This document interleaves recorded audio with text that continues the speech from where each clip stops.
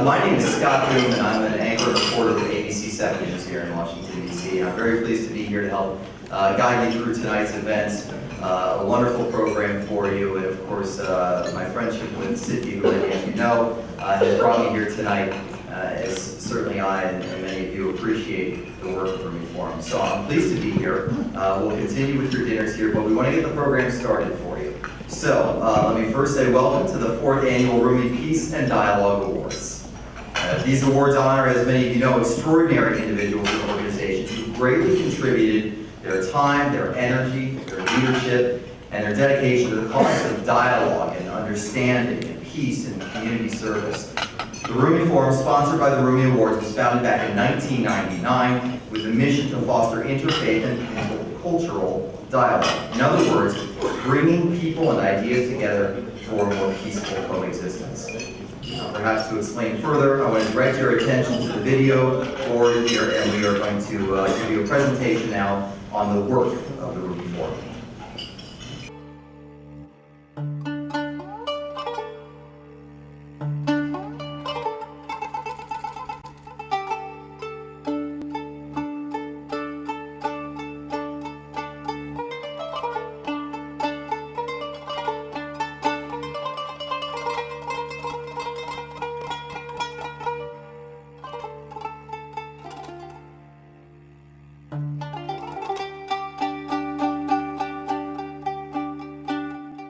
Absolutely, well done. And with that, I think it only appropriate now that we have the welcoming remarks this evening from someone many of you already know, the president of Rumi Forum, Emma Celli.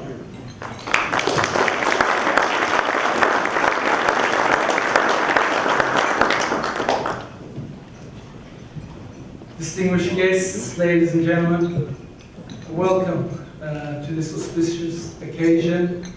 I'd like to thank you all on behalf of the Rumi Forum. The Rumi Forum has been in existence since 1999, and I was just talking with some of my friends at the table. It commenced in a small office in Georgetown. The seeds that have now borne fruit after 11 years of service to the wider DC community and the numerous chapters that we have throughout the various areas around DC. As an organization, we are committed to the ethos of bringing people and ideas together, irrespective of background. Very ideal, noble means by which we can increase understanding and social harmony between individuals and more so between communities, increasing respect in particular for the other. We are committed to these. I thank you. This evening is a part of that commitment in recognizing the institutions and individuals that have placed a great deal of effort in this regards. I hope each and every one of you will have a pleasant evening, and thank you for your continued support. Good evening. As I call this gentleman to the stage, I'd like to tell you a little bit more about Awards-2010. As you head up, if you don't mind, I'll sing some of your praises here. Mr. Soltis here is a Goldman Professorial Lecturer in Theology and Fine Arts at Georgetown University and the former director and curator of the Benign Earth Klesnik National Museum, Jewish Museum here in Washington, D.C., where he curated over 80 exhibits, has taught and lectured in 23 universities, as well as other museums throughout the country on subjects that range from the Arab-Israeli conflict to the body in ancient art. Both before and since his years as museum director, he has guest curated exhibitions across the United States and overseas that have focused on diverse aspects of both Western art through the ages and art beyond the West from across the world. Professor Soltis was educated in classics and philosophy at Haverford College, in classics at Princeton University and at Johns Hopkins University, and in interdisciplinary studies at Union University. He's the author of over 180 articles, exhibition catalogs, essays, and books on a wide range of topics, and the writer, director, and narrator of over 30 documentary videos. His most recent books include Our Sacred Signs, How Christian, Jewish, and Muslim Art Draw from the Same Source, The Ashen Rainbow, Essays on the Arts and the Holocaust, and Mysticism in Judaism, Christianity, and Islam, Searching for Oneness. Two current book projects include Untangling the Web, Why the Middle East is a Mess and Always Has Been, and Famous Jewish Trials, From Jesus to Jonathan Pollard. Please welcome to the stage, Ori Saltis.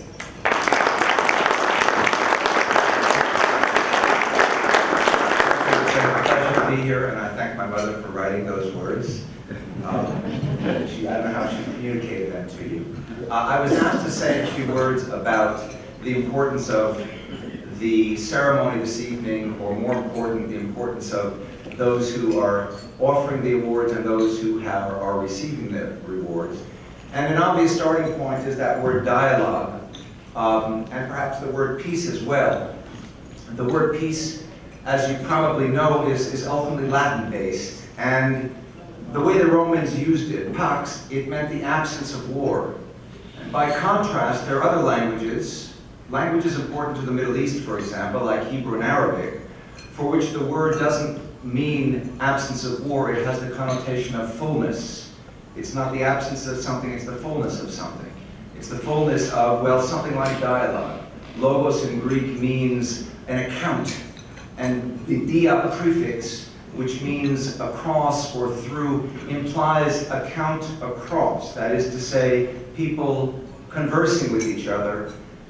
And whereas that word begins in the Western tradition with Socrates, whose interest in dialogue is to convince the person on the other side of the table that that individual's preconceptions about what piety is, or courage is, or justice is, that preconception hasn't been thought out, that rather than thinking about it, the individual has simply trotted out the understanding which he learned from his mother, he learned from his teachers, he learned without thinking about it. And Socrates wants to convince others to think about what such words mean, to think even what dialogue is about, to think about what peace is about, to think about what dialogue is, to think about what genuine dialogue is. And the funny thing about Socratic dialogue is that when we have it, it's not genuine, because he never wrote a word. We have it from his pupil Plato. So every discussion that Socrates is represented as having with someone has both sides written by Plato. And the nice thing about Platonic dialogues, as those of you who have read Plato, is most of you have at one time or other in your life, either because you wanted to or because you were forced to. The nice thing about Platonic dialogues is the interlocutor always gives the answer that Socrates needs in order to move the conversation forward. It's never the answer he doesn't expect, because as much as he wants to teach people to think within the context of the dialogue as Plato presents it to us, the other person usually is not really thinking. The other person is really responding the way Plato wants him to respond, or her to respond, so that Socrates can carry things forward. And that's not what dialogue in this sense is about. It's not what the world wants or needs. Well, maybe it's what the world wants. It's not what the world needs with respect to dialogue. Genuine dialogue is genuinely speaking across, back and forth, giving an account, me to you and you to me, about what I think and what you think and what I believe and what you believe. And as my father always used to say, we have 2 ears and 1 mouth. So genuine dialogue means perhaps less speaking about what I want you to hear than listening to what you're saying about what you believe and what you think. And the same is true for you. Less speaking about what you want me to hear than listening to what I have to say about what I think and I believe. The Rumi Forum, of course, as you've heard in 2 different versions, is really the homeland and the heartland of the notion of dialogue, of the notion of listening and speaking, listening with 2 ears while one speaks with 1.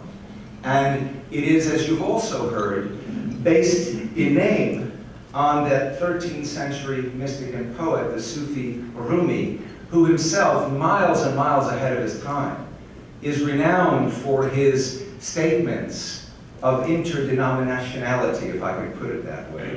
That he saw himself, as much as he was a Muslim, as more than merely a Muslim in the capital M sense, the small m sense. Muslim in the sense that that Arabic word means to submit to God's will. But he saw himself as submitting to God's will, not only as a Muslim, capital M, but as a Jew, as a Christian, as a Hindu, even as a pagan. There are a number of very well-known passages from his writing that reflects that. And so the Rumi Forum is based on that kind of thinking on the one hand. And it is on the other hand associated with the movement, as you saw stated in the video, that is associated with the name of Fethullah Gülen, who is in many respects both a student of Socrates and Plato and a student of Rumi, someone who has spent a lifetime trying to negotiate the territory of genuine dialogue, of listening and not just speaking, and of working together across denominational lines, be they religious, or be they ethnic, or be they national, or be they racial, all kinds of lines into which we humans tend to carve ourselves up, both really and artificially. That Gülen is very much a child of the idea of speaking across lines. The movement that is sometimes called the Gülen movement is perhaps better called by the term that the Gülen movement itself moves. It was alluded to. It is the Hizmet movement. Hizmet is a Turkish word meaning service. So that the idea that underlies the Gülen movement is an idea not only of talking, but of action. And by the way, in that regard, he is also all the way back to Socrates. Logos, that gives us the basis of the word dialogue, is a word that is about words. But Socrates is always also about action. The other Greek word is ergon. If you're familiar, for example, with his dialogue about the immortality of the soul, after he's gone on and on and on and on, with reasoned arguments as to why we might believe it, when it comes time to drink the hemlock, he quaffs it like it's the best wine he's ever had in his life. So we can say that he puts his mouth where his mouth is. Where his words have been, his actions follow. And that's what the Gülen movement is about. It's about hizmet, it's about action, it's about service. Which is why it's so appropriate that the subtitle of this evening's ceremony is Dialogue, Peace, Tolerance, Community Service, and Understanding. That each of the honorees is part of a process that is not limited to dialogue, but includes service, that is both words and action as a medium and as an instrument for furthering peace, which I need not tell you is something that really needs a lot of furthering in this year, well as in every year. Thank you very much. Thank you for the respect and those insightful words. It is time now to start the award ceremony, and for the first award of the evening, I'd like to bring back to the stage to present the Extraordinary Commitment to Education Award. Please again, for your president, Emma Chong.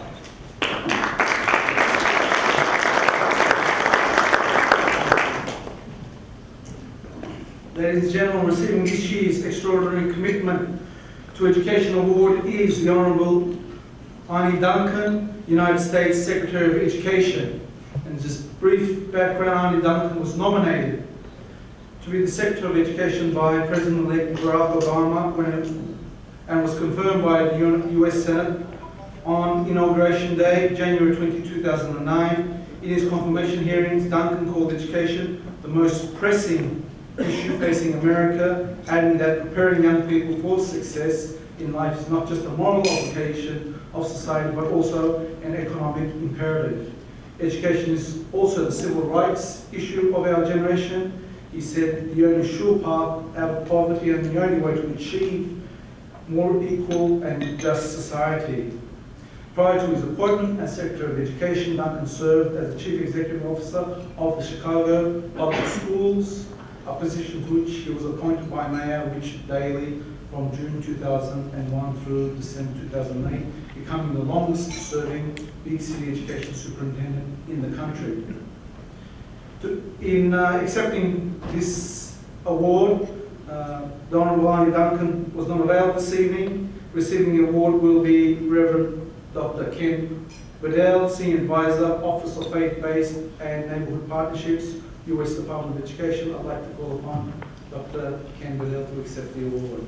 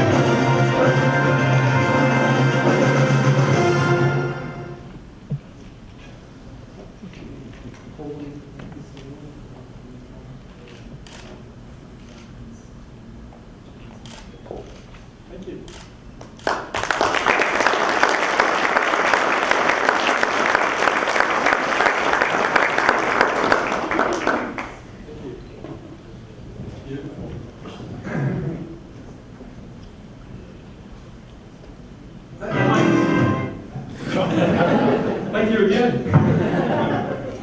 I'd like to share some words from Arnie Duncan, and then if you'll allow me to make just a few reflections on this award and on this evening.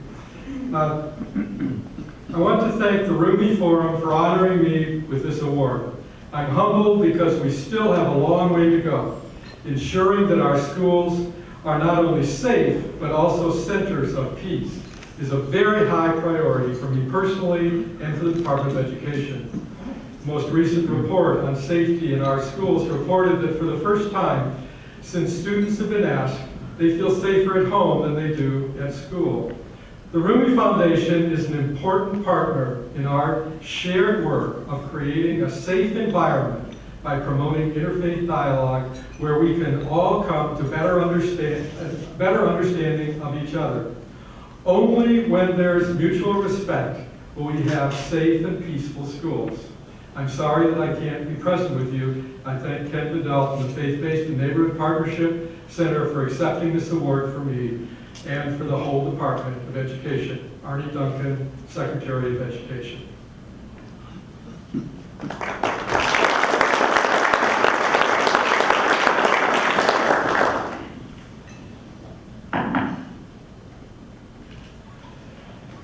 At the Department of Education, we don't deal with the really big issues of world peace. We deal with the really big issues of making our schools a place that American children are not only safe, but learn to grow academically, learn to grow and live with each other.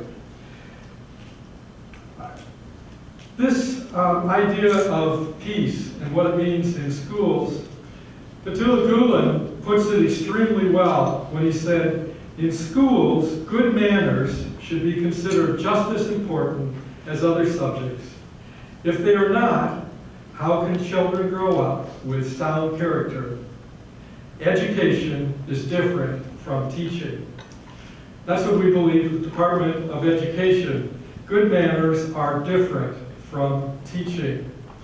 There are a number of ways that this is being pursued at the moment. Today, this afternoon, Roslyn Alley was on the telephone with people across the country announcing that there is new guidance being distributed to every school that explains the department's understanding and what enforcement will be made of bullying in schools. What is really important about this announcement is not that it really makes new law. Roslyn Alley is the head of the Civil Rights Section of the Department of Education. What's really important is that she explains, and the guidance explains, that it isn't enough that perpetrators of violence in school or bullying are punished. It's only sufficient when the student who was bullied feels safe in school. And that the action that's required by adults and by school leaders is not just to punish those who bully, but to change the environment in the school and so that all children experience a safe environment. That's just one example of areas where the department is working to develop a way that we can better understand how our schools are part of dialogue and, in the end, peace. The White House has initiated a program to encourage universities and colleges to develop interfaith community service projects. The Office of Safe and Drug-Free Schools is developing a database of curriculum materials that can be used by schools to foster understanding across all lines that separate us. Each person comes to a conviction about why it is important for them to be in dialogue or to participate in peacemaking. But at the Department of Education, we understand that unless the schools are a place that model and are examples of where students can experience true dialogue, that we will never have peace. Thank you very much. Time now to present the next award. To do so, we turn the honors over to Ambassador David Newton to come to the stage. This award, the Congressional Service Award.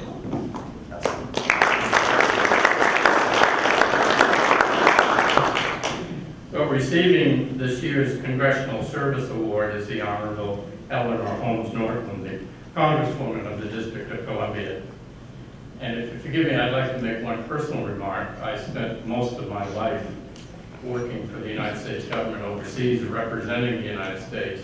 And I think when you do that, you develop a particular respect and regard for those among us who really push us to reflect the ideals and values we have as a people. And Congresswoman Norton is certainly one of those people. I have respected a great deal for doing that. She is now in her 10th term as the Congresswoman for the District of Columbia, named by President Jimmy Carter as the first woman to chair the Equal Employment Opportunity Commission. She came to Congress as a national figure who has been a civil rights and feminist leader. And I think you probably all know that she was a freedom rider in Mississippi in her early years, a considerably dangerous occupation. Congresswoman Norton's work for full congressional representation and for full democracy for the people of the District of Columbia continues her lifelong struggle for universal human rights. Her success in writing bills and getting them enacted has made her one of the most effective legislative leaders in the House.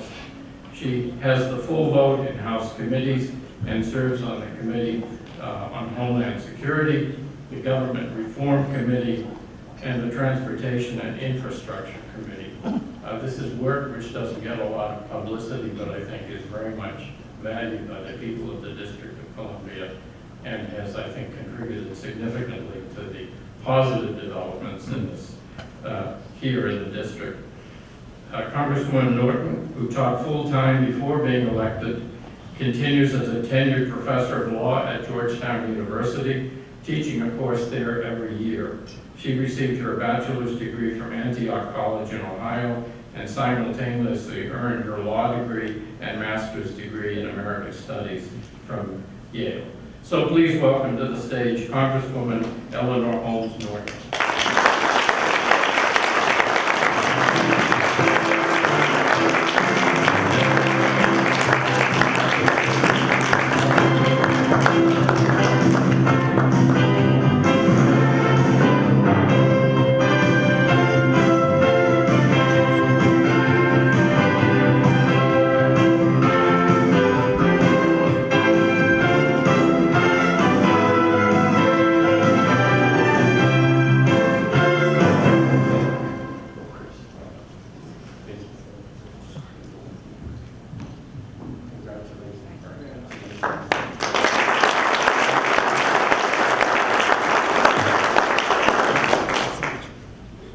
Thank you very much for those truly gracious and lovely words of introduction. And I am especially thankful to Rumi for this award tonight. I know of your work and your mission in promoting interfaith and intercultural dialogue. It makes me want to bring you to the Congress of the United States. You found a way to carry out the words of the great 13th century philosopher who saw humanity as a unit, a whole, which could not be divided.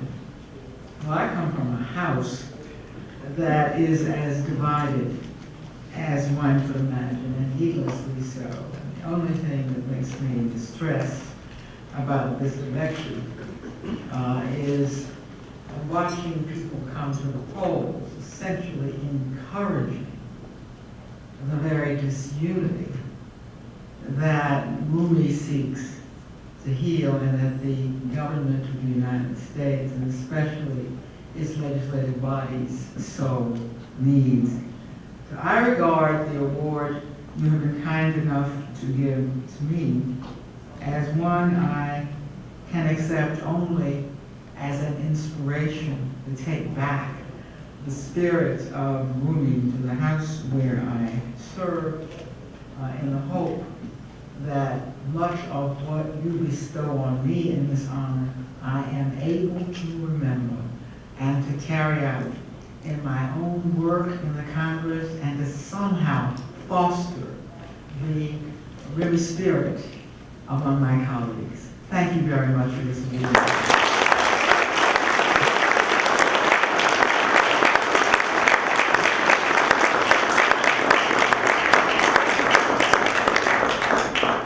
Thank you, Congressman. Congratulations. We're glad to have you this evening. Thanks so much.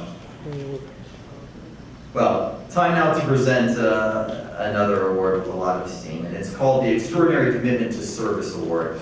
And if you'll allow me, I'd like to read a little bit here. Receiving this year's Extraordinary Commitment to Service Award is Mr. Didier Drogba, world-famous soccer player for Chelsea FC and president of the Didier Drogba Foundation. Now, born in Abidjan in 1978, he had a difficult journey before becoming a professional soccer player, and today he believes he is lucky to have made a career out of his passion and play for Chelsea, which he'll point out is the reigning English Premier League champion, and one of the most successful teams in Europe. And he thinks it is now his time to return that favor. He wants others to have the very same chance that he did. He wants underprivileged children to be able to blossom and to make something of their lives. Now, in 2007, Mr. Drogba decided to create the Didier Drogba Foundation. And the ultimate goal of that organization is to provide financial and material support in health and education to the underprivileged in Africa, especially women and children, who are often the ones who struggle the most. A child's education, he says, is very important to him as much as their health, and he finds it distressing that in the 21st century, too many women are still dying during childbirth on the African continent. He hopes his foundation can do something to help alleviate that. Today, Mr. Drogba is deeply involved in what he says is the project of his life, and that's to build and fund a hospital in Abidjan. The land for the hospital has been purchased and prepared, designs complete with construction work, which is due to start soon. With the funds raised at this event that's coming up in London in December, a charity ball that he is hosting, the hospital staff will be trained, medicine and equipment will be bought so that hospital can be fully functional in the near future. The organization's been involved in some significant projects since 2007, providing help and funds for such structures as the Red Cross in Abidjan, the Page Blanche Institution, and multiple orphanages. Mr. Drogba wants his foundation to be part of history and have it transcend his football career. Until then, he hopes he can help the greatest number of people and give back to the African continent.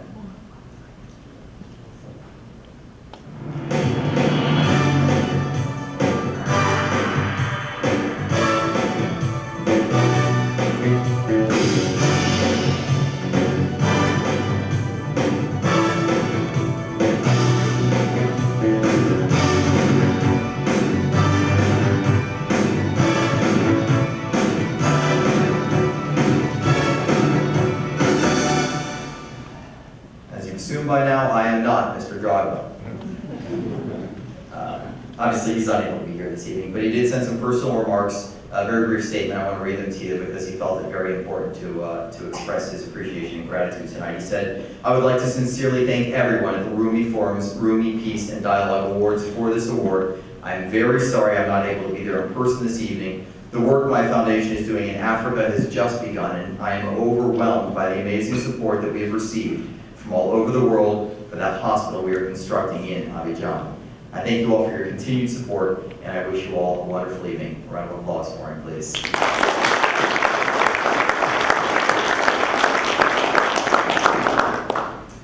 Our final award this evening is the Extraordinary Commitment to Peace Through Media Award. And to help present that, please welcome Ambassador Cynthia Schneider to the stage to present this award.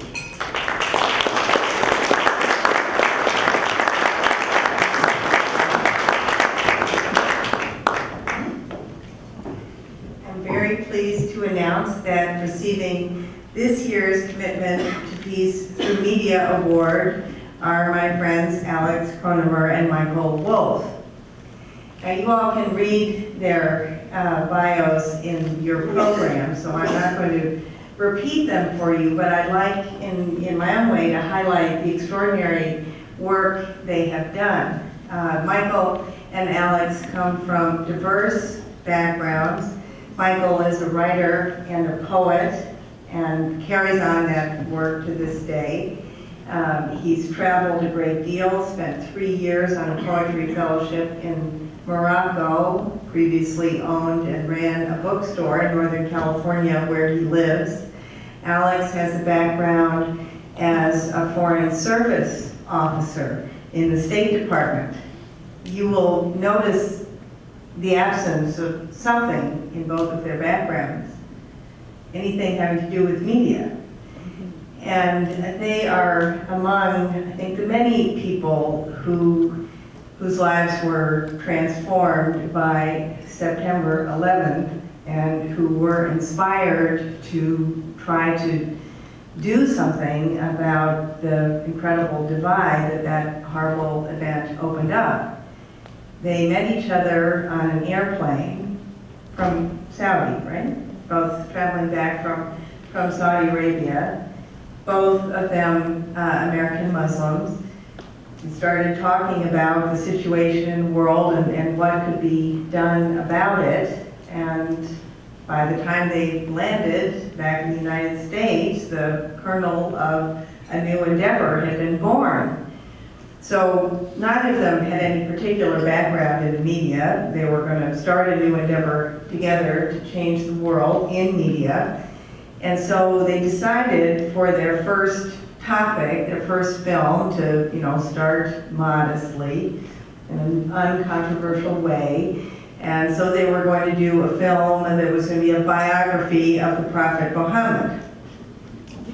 And they did that and indeed produced an extraordinary documentary, Muhammad, Legacy of a Prophet, which won acclaim all over the world, particularly among the most difficult audience, Muslims all over the world, including, for example, in Saudi Arabia.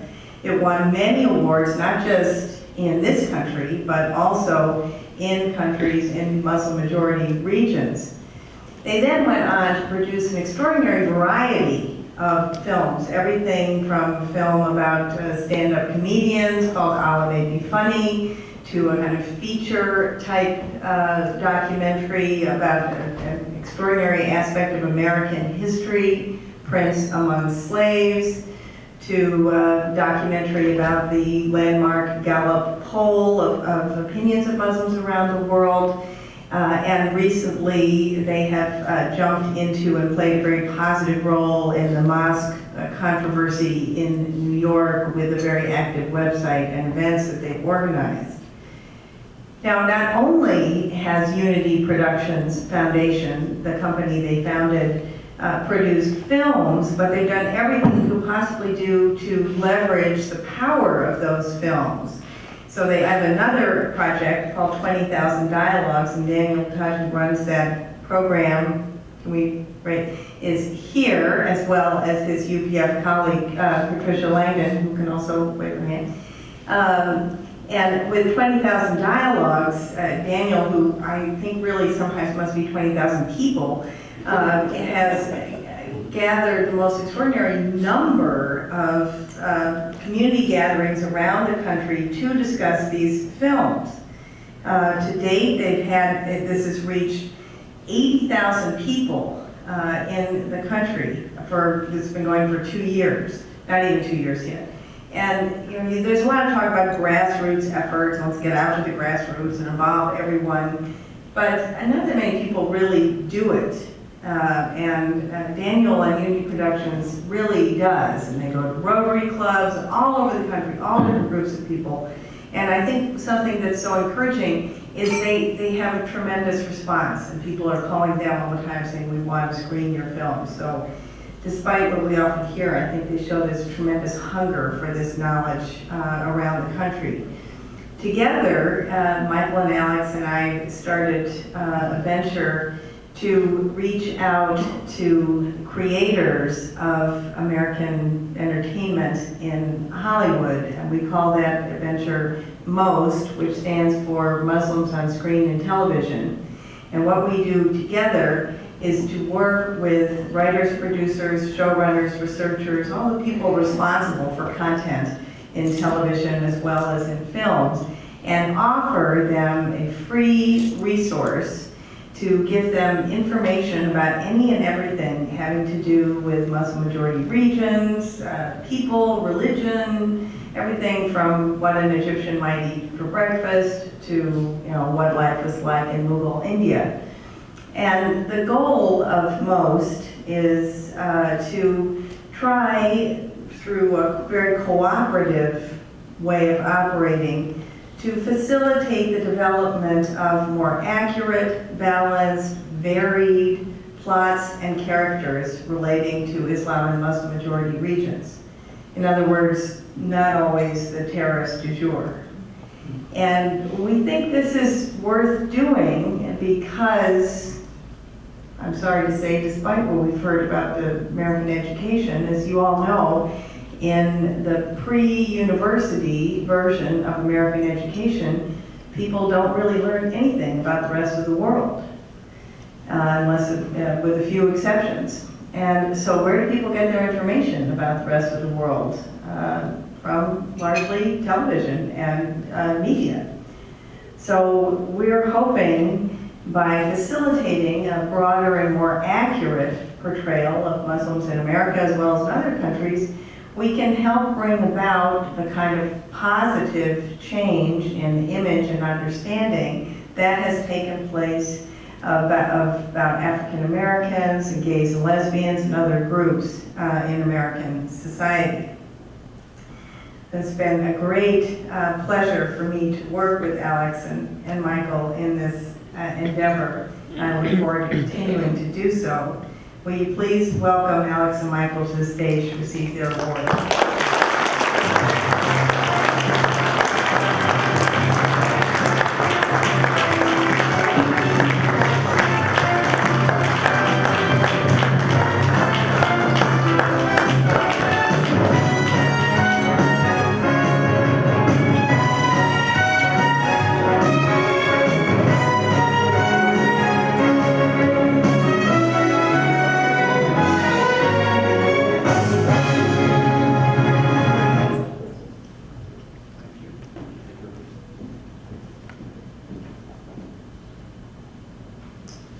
Thank you. Good evening.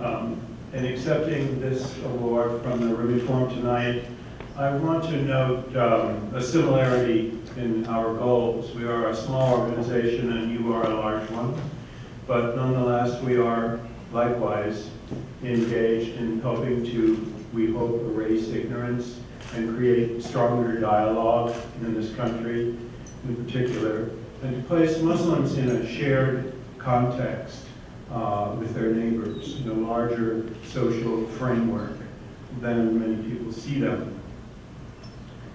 All around the world, the Rumi Forum has helped with the race between education and catastrophe.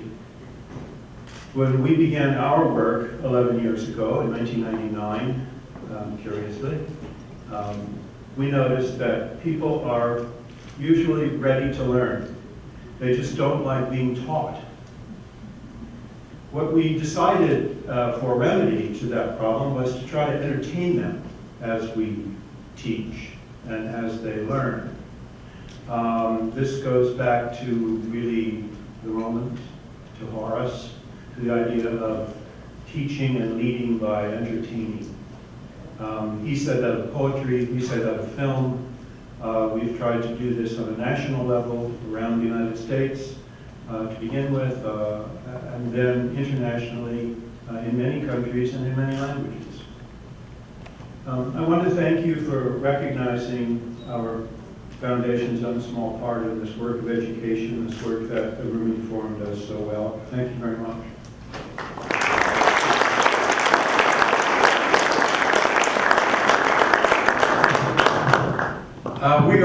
Michael and I were speaking before the event this evening. First of all, we're very honored and in some ways very humbled by getting this award. Michael said maybe in 10 years we might have deserved it, but we're particularly feel that way because of the work of the Rumi Forum and all the wonderful things and what the Rumi Forum stands for. As we were sort of out there talking about what our conference were going to be, we decided that we really also wanted to be able to give a little something back for this award that we are getting. And the thing we decided was the best thing we could give is a little piece of advice from the Prophet Muhammad. That's something that we learned when we were working on the documentary, that first documentary that Cynthia made. And if you ever talk to film people, one thing that comes up immediately when they start talking about their work is something called a story arc. Story arc is the most important thing in filmmaking because it's the thing that gives the energy to the film. It's the thing that gives movement, that makes you want to watch. And apropos to the word arc, it usually functions on sort of a U shape if you think about it. And what normally happens, if you think of almost any movie you've ever seen, whether it's a comedy or a drama or a fantasy movie, it typically follows the same sort of structure, which is you get introduced to some characters that you immediately like, or there's something about them that you like, and then bad things start to happen. They begin to get obstacles and troubles and conflicts. And you start moving down this arc where you get to the very bottom part, where the next bad thing that happens means the couple was never going to get together, or the dinosaur is going to eat the person, or something, is going to end the film in a very negative way. But at that point, there's a turning point. And the turning point then turns everything around, and you end up often having a happy ending. And the thing about that turning point, it's usually something to do with the essence of the character, some skill they have, or the message of that story comes at that turning point. So when Michael and I were sitting down to try to figure out the story of Muhammad and how we were going to tell it in film, that was what we were talking about. What's the story arc here? What's the turning point? Where are we moving towards? And we, sat around tables for a long time. We consulted many scholars. We read books. We were doing all this thing. And some of you may know the story of the Prophet Muhammad, so you may be thinking about in your own mind what the turning point is. But if we just follow that arc, we get to a message that I think is really the Prophet Muhammad speaking to us today. And so when you look at the story, first of all, he has the revelation. And some people may think, well, that's the turning point of the story. After all, he begins receiving the revelations. He's 40 years old when that happens. He's lived 2/3 of his life. But really, that isn't. That's actually what gets things moving in the down direction. Because the minute the revelations begin, all his conflicts start. He accumulates followers, but he gets more enemies. Eventually, he has so many enemies, they try to assassinate him. He has to flee from the city of Mecca to Medina. Now, some people might say, well, that's the turning point. He leaves Mecca, forms the first Islamic city, but the troubles continue. In Medina, 3 times Meccan armies come, attack. Once Muhammad is almost killed. In the very last conflict, though he wins, the city he's living in is deeply divided. And the people who originally had invited him to come there are beginning to doubt that it was a very good idea at all to have Muhammad there. And at that moment, we're going down that arc, and we're at that moment. And keep in mind, at this point, Muhammad is 2 years from his death. He's almost at the very end of his life. And at that moment, he decides to do something completely unexpected. He decides to wage a peace offensive. After all these years of fighting, after all this conflict, he organizes, some of his followers, many of them won't go, but he organizes them to go unarmed to Mecca on a pilgrimage.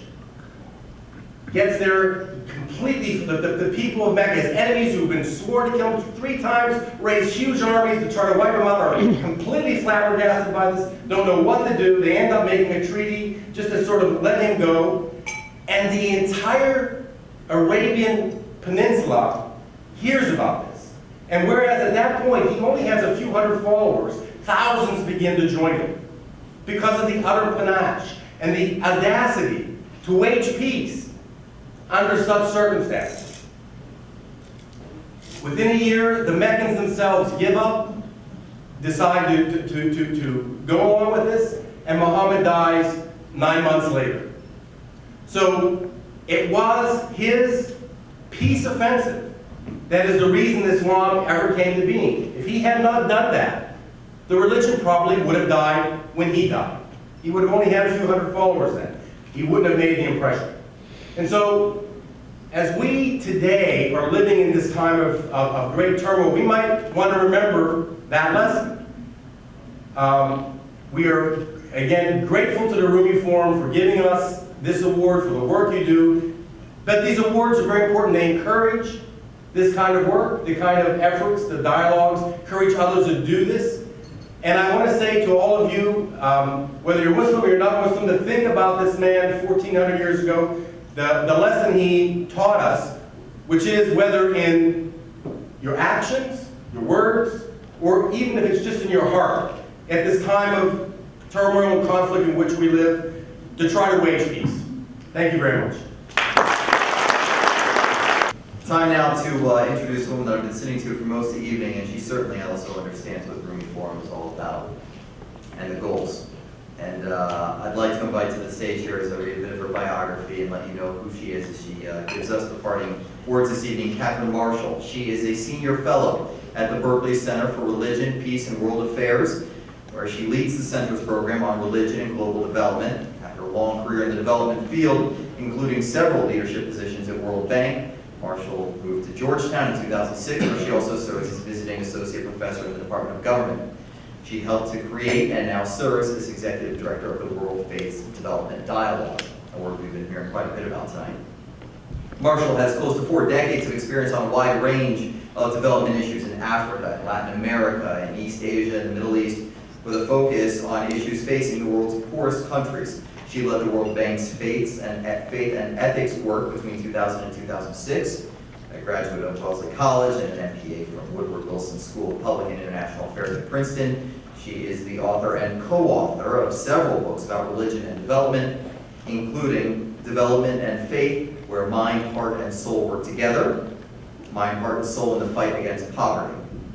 She has also written extensively on international development, also the focus of her most recent book, The World Bank, From Reconstruction to Development to Equity. She writes a blog, Faith in Action, for the Newsweek Washington Post website on faith, and she has served as co-moderator of the Fez Forum, which has been part of the Fez Festival of World Sacred Music since its inception. She speaks and publishes widely on issues of international development. Please welcome to the stage, Catherine.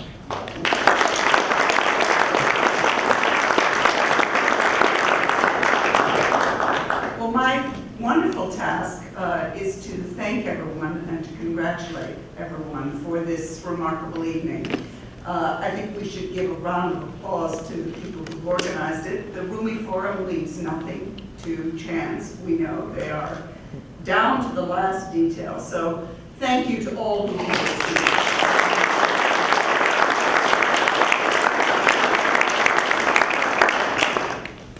I want to add my congratulations to the remarkable 5 people who have received awards tonight. They are part of a distinguished and growing cohort of people who've been honored by the Rumi Forum.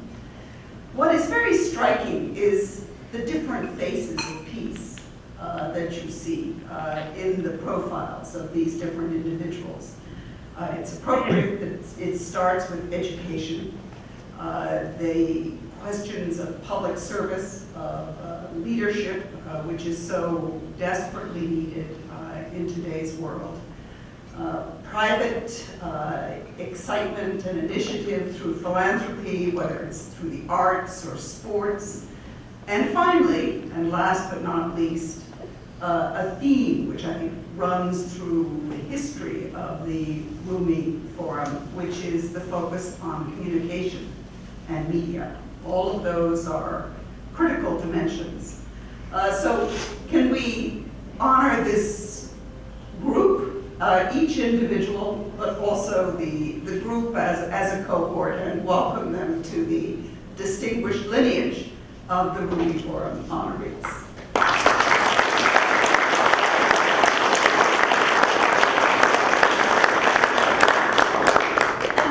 Let me congratulate the Rumi Forum and the movement which it reflects. The Rumi Forum is not that old, but I think it has become a Washington institution, present many times of the year with this remarkable series of speakers. I'm constantly frustrated that I can't always make it to hear them. Events that that mark special occasions, whether it's during Ramadan or during other periods of the year, television, other media events. It's a very rich menu that this institution has created, and that I think we all of us here admire. So we offer our special congratulations to them for that. More broadly than that, though, the Gulen movement, of which the Rumi Forum is a part, is a very important lesson, teaching us about the diversity and the spiritual core of Islam. It is, sadly, a very different face of Islam than we too often see. And they present it with grace, with imagination, and with great persistence. The focus of the movement on education, on understanding one another, on probing knowledge, willingness to address difficult issues.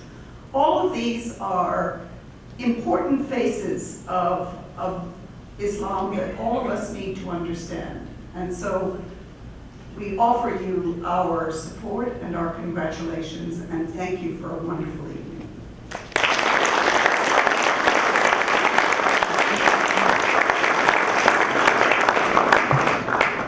Well, this certainly has been a remarkable evening. There are many, many other beneficial and influential events that Rumi Forum is responsible for all year long. So we encourage you to go to the website, rumiforum.org, to learn more and to take part in those events. Because as you have seen tonight, and as you have heard by not only the speakers, but by the recipients of these awards, that the influence is great and in many ways can move mountains. I've been honored to be here this evening. I thank you so much for your time. And as I say good night, please another round of applause for all of you here this evening and all of the recipients tonight. Thank you.